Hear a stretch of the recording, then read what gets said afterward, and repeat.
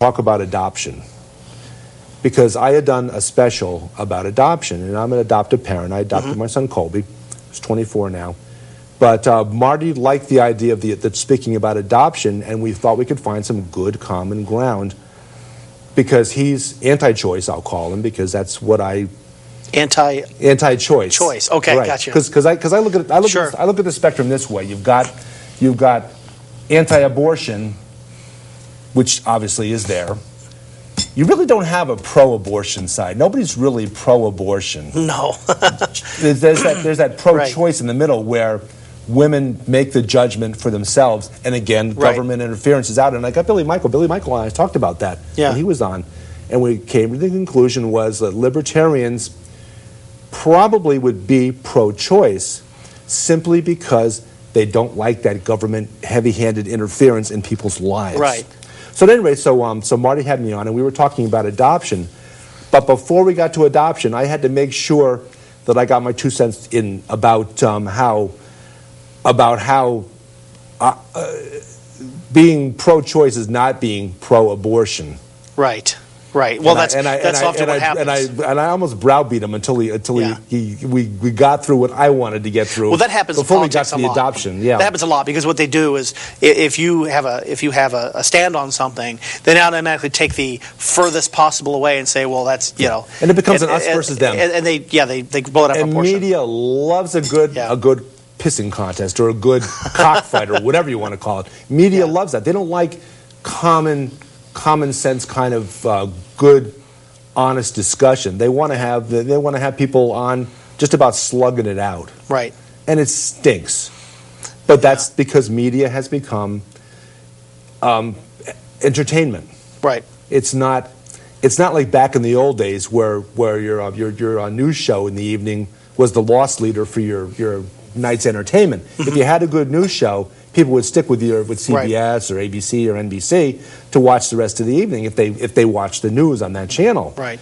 And so news was not interested in making a profit. Now they are. Right. It's all part of the entertainment mix. Right. With the advent of using more internet, for instance, more people are looking for their TV shows over the internet.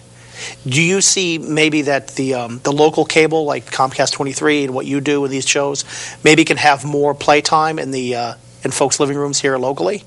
I think so, and I think even simply put, the internet is becoming more means of gathering information, so that hopefully people will just stop watching, CNN and Fox and ABC and NBC and because they're not really news anymore. They've gotten so entertainment oriented that they're always trying to up their ratings by going with these 30-second back and forths rather than spending a little time on a subject and looking like we do here. People that are disparate in a lot of ways in their beliefs, finding common ground on an issue, things that everybody can agree upon, and problem solve.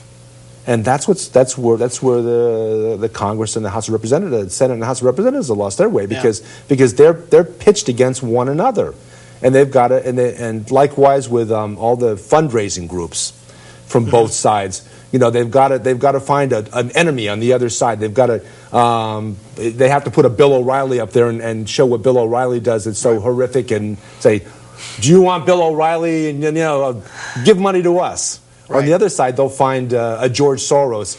Right. Oh, George Soros is blah, blah, blah, blah, blah. Oh, by the way, give us money and we'll fight him for you. It's crazy. A lot of people want a boogeyman. They want to have somebody out there that they can point the finger at. Exactly. A lot of boogeymen. Yeah. That's why. It's interesting though because in local politics, I see a lot more folks out there who don't understand what's happening locally. Yeah. And being in the state and knowing what's happening in the state, I think is really important because it affects everybody's daily life more than people understand. And I guess I would be hopeful that with a change to internet, like it's some of these shows like you do, and the rest of the crews here at Comcast 23, I mean, you guys put on some great local shows about the local issues. And there are so many people out there who have no idea that it exists. And on a subject which is very pertinent to what's going on nowadays, you can follow it on the net where you're not going to see very much of it in any of the major media outlets, which are all corporate, unfortunately, because you have 5 families that own all of it. You have Murdoch owns the entire Fox network and the empire, and so everything's got his stamp of approval on it.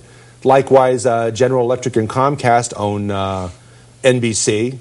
So God forbid either one of NBC or MSNBC would ever criticize General Electric or Comcast, because that's where the bread and butter, that's where the money comes from. So God forbid they should ever criticize, bite the hand that feeds them, so to speak. And likewise, the Fox announcers could never say anything that didn't pass the Murdoch test. And it's crazy. So you don't have. I guess what I'm saying is that the broad problem is corporations owning the media. You don't get any criticism of corporate interests, because either they own the stations or they advertise on the stations. And HMOs will never be criticized on any of the stations, because they're doing. HealthNet is buying ad time. Right. And HealthNet's not going to buy ad time if you're critical of them on your station. So you don't have any of that. It's crazy. But on the internet, with little thing going on recently, Operation Wall Street, going on since September 17th, you follow that, any of a number of internet outlets. It's completely grassroots. It just sprung up out of nowhere. I heard about it, a couple weeks in advance, and sort of knew what was going to happen starting on September 17th, and I was there on September 17th. Opening day, I'll call it, down in Liberty Park, or what was Zuccotti Park. It's been renamed Liberty Park. But and then I was back there for October 5th when they had the big labor rally. But you would never hear about these things on network television, except for the fact that it's out there all over the internet, which forces network television to at least give it some lip service. Yeah. Well, I mean, they're definitely giving it service, because now you have Viacom putting MTV out there. I mean, they're definitely playing up as much as they can. They have to. I'm curious. So you went down in the beginning. One of the criticisms of Occupy Wall Street is the fact that there's no coherent message. Oh, yeah. Did you feel that way when you were there? There are a lot of messages, and they're all very coherent. So one of the big local ones that we're also pushing locally is Move Your Money. Okay. Taking your money out of Chase and Bank of America, Wells Fargo, and putting it in local banking institutions. Because in 2010, Bank of America made exactly one small business loan in the state of Connecticut. One. That's what our government gave them all this money to crank up and to do. They haven't done it. They haven't done it. Local banks, Newtown Savings Bank Danbury, Union Savings, and credit unions are even better than all of those. But all of those collectively reinvest money locally in the local economy. And when money's traveling fast, when it's being invested and reinvested, you give people money, they're going to spend it. Now, that wasn't part of Occupy Wall Street, though? Was that part of? Oh yeah. Because listen, I've heard lots of messages, and I'm a conservative guy. Yeah. I actually was sitting in a doctor's office, and I heard a gentleman tell a younger woman. Yeah. He's probably in his 30s. She was 20. Yeah. He was saying, "Go down to Occupy Wall Street and protest." And she said, "Well, what am I going to protest?" He says, "Well, pick something." I wouldn't exactly call. I think protest is so passé. The word protest it's very passé. Well, it's an occupation. Yeah, it's an information gathering and dissemination is what people are doing there. They're all. It's a lovely little community, and they've got the food table set out. They've got a library there, and until 1 o'clock this morning they had all that stuff when all of it got cleared out. But they'll all be back in there. Now, what's your take on the accusations of the violence, the rapes, assaults, all the other stuff? None of that stuff going on. If you look at, and I'm trying to think where I can direct you, I think it was in the Washington Post, but they had a very telling before and after picture. The before picture being before the police moved in this morning, and they brought in literally 400 officers to move out 100 people. And they just basically went in and swept them out. And I understand that Mayor Bloomberg's a good guy. And he's very much like President Obama in the sense that he's trying to make everybody happy. He's trying to make both sides satisfied with how he's handling things. And sometimes when you're trying hard to make both sides happy, you're making nobody happy. Because everybody's on both sides are finding enough fault in what you're doing. But Bloomberg's been very supportive of Occupy Wall Street. But at the same time, he's gotten a lot of complaints not from the local shop owners, because the local shop owners are getting a lot of business from the folks that are down there, because they're not just all eating at the food tables there. They're going into the local restaurants too. But he's getting. I think it was Chase. Chase gave $4.6 million to the New York City Police early on as a special grant. Protection money, if you want to call it that. Okay. They didn't want anybody. They didn't want any of those hooligans bothering them, because they really, in fact, that's part of what they wanted to do starting off. They wanted to actually occupy Wall Street. They wanted to set up their tent city right there in Wall Street, the same way that in during the Hoover administration, the veterans. When the veterans from World War I had not been getting their due, they set up a tent city in Washington, D.C., and they called it Hooverville, because they weren't happy with President Hoover, because President Hoover had reneged on all the things that had been promised to these veterans. And veterans are treated badly throughout our entire history. This is nothing new. There's nothing new about that. Veterans go and serve their country, and they come back and people basically say, all right, thanks a lot, now get out of here. Right. Blend back into the scenery. And I had a guy, an Iraqi war veteran, Michael Zakea from Brookfield, on the show. He's a lieutenant colonel in the Marines, retired. And we talked a little bit about Hooverville, where there was a couple of young officers named MacArthur and Patton that led the soldiers in to Hooverville to disperse the soldiers. And some of them got killed. And this is a horrible dark stain on American history for this to happen, for our veterans to be shoved out of Washington, D.C.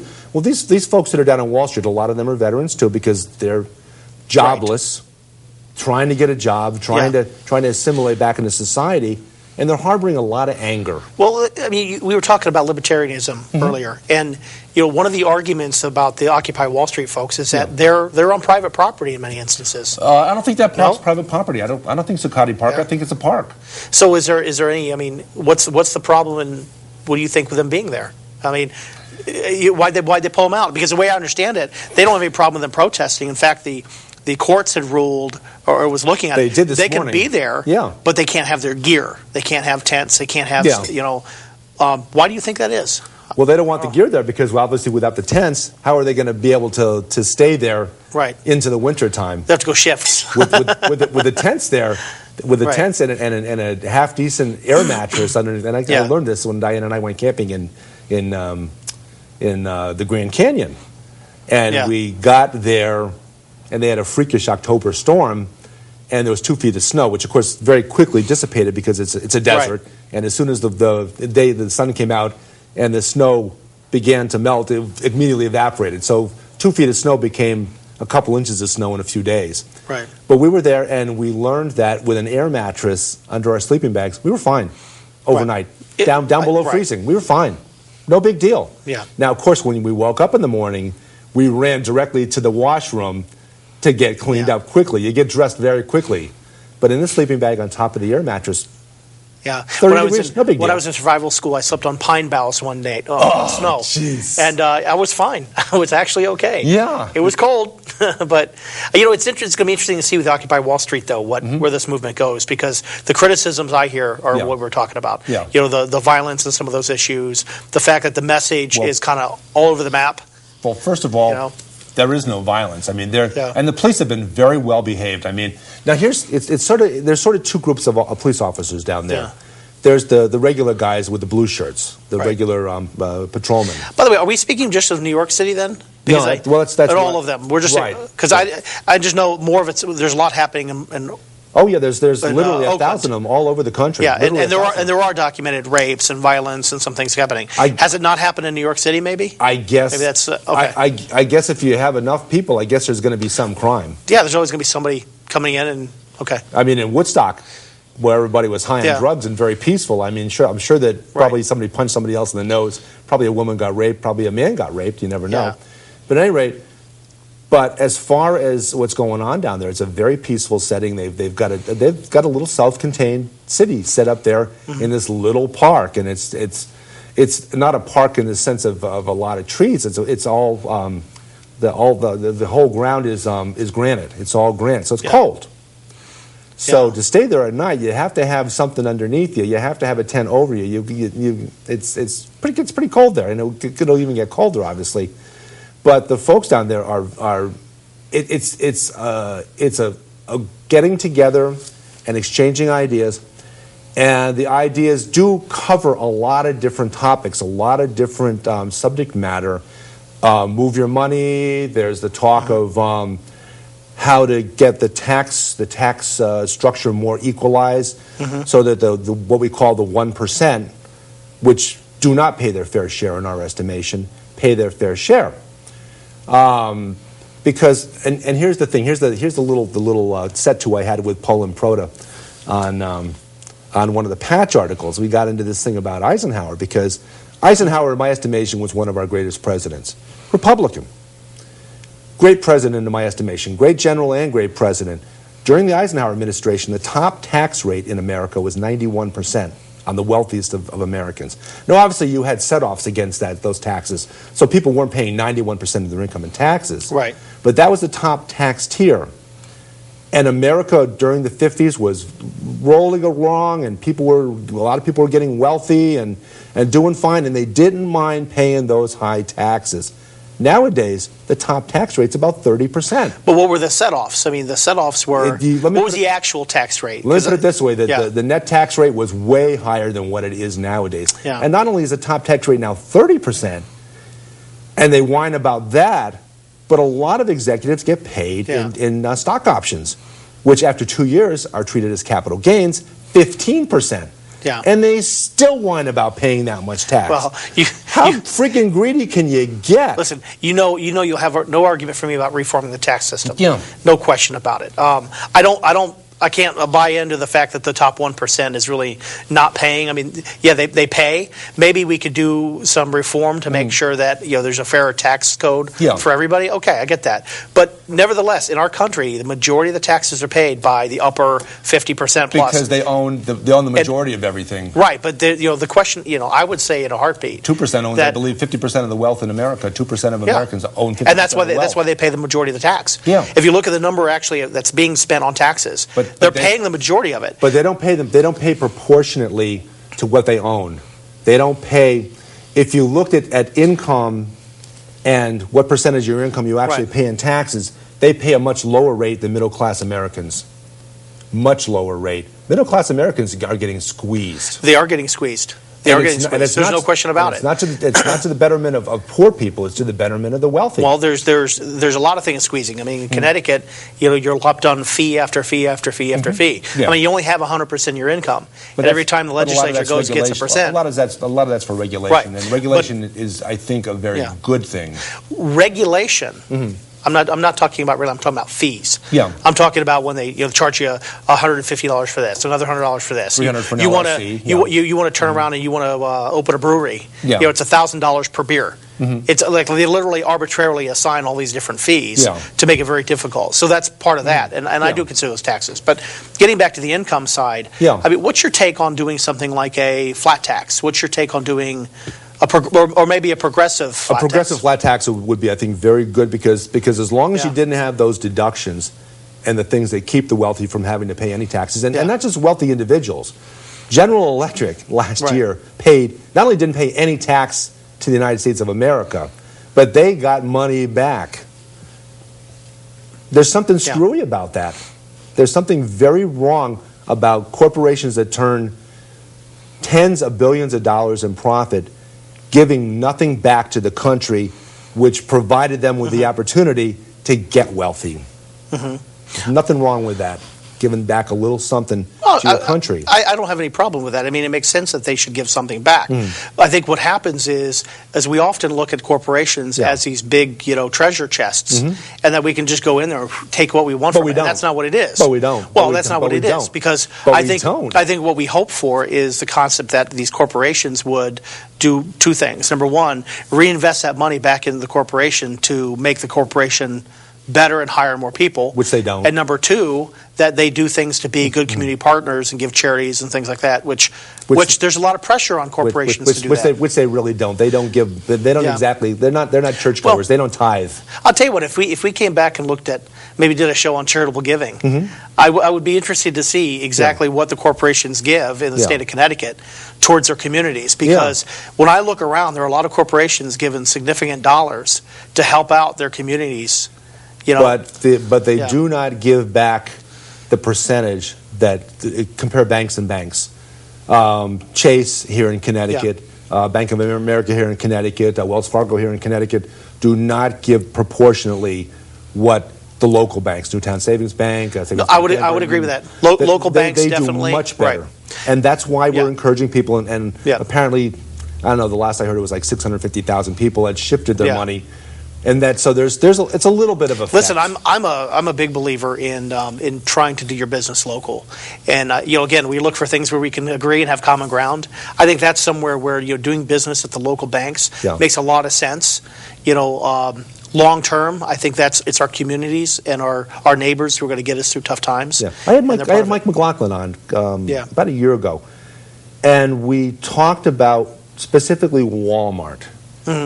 And both Jeff Thomas and I and Mike all had a big gripe with Walmart, but they were from a little different perspectives. My gripe with Walmart was because they underpay their employees, they don't provide health care coverage for their employees, so their employees, when they get sick, they go to the emergency room and we pay for it, and Walmart doesn't. I think Jeff had to do with, Mike's take on it was he didn't like the fact that Walmart imports almost exclusively from China, and so there's this great drain of our money going into Walmart, going to communist China or Red China or whatever you want to call it. China will call it. And I would agree with Mike on that one. And then again, a lot of the profit goes out of Connecticut back to wherever the heck Walmart happens to be, Arkansas, I guess. But wherever, at any rate, if people save a couple of bucks in Walmart, they're screwing the local merchants that are their neighbors. That if they paid a little extra to go to a mom and pop store to buy whatever they buy at Walmart, it might cost them a little extra, but that mom and pop store is going to stay in business, it's going to reinvest locally, it's going to buy property locally, it's going to do all these great things for the community that Walmart will never do. Well, see, that's where things like the city and state legislature get involved, because look at Bethel. Bethel is a destination town a lot of times for people from New York. As long as we can keep merchants doing well in our downtown section, and we can create an environment there where businesses can succeed, people will recognize that there's something to be offered by service, the local touch, the ambiance of Bethel. Like, we have a real opportunity in this town because of what we are. When Diane had her store, the Blue Moon, I found that a lot of people were coming down to Bethel to walk around. They just weren't buying, unfortunately. That was that's one of the stores that really broke my heart. Yeah, that broke my heart when she was so good in that store. I mean, but I think we lost about $1,000 a month running that business. It was a very expensive hobby. And I think it cost us almost $100,000 of my hard-earned money to take that store through 7.5 years, and she did everything right, except make money. She ran a great store. Sometimes it works that way. She ran a great little store, and I always give her credit for that. And we get along pretty well since we were divorced. I mean, but it just happened like shy? That. I used to be shy when I started doing this show. And matter of fact, I did a show early on with Lynn Tabersack and another guy from the UU Church, the Unitarians, which is where Lynn goes. Right. And when the camera started up, I introduced "Welcome to Progressive Toop." Toop? It's out there on YouTube. That show is out there, so people can hear me. I was very bad at that, but what I started doing is I started advising my guests.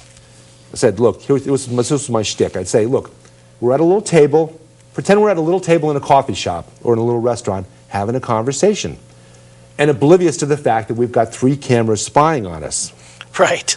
And not only did it work in easing my guests' worry about being on television, it did it for me too. Right. And it got me over that hump of being nervous of being on television. So that's how the show evolved, kind of. That's funny. So you've done this for how many years now? How many years have you done the show? 2.5 years now. Probably 200 shows. About 50 of them are up on YouTube. What's your goal with the show? Good open discussion with people that don't necessarily agree on things, but you find common ground on something, right? And then you problem solve. Yeah. That's what it evolved into. Yeah, sort of like us.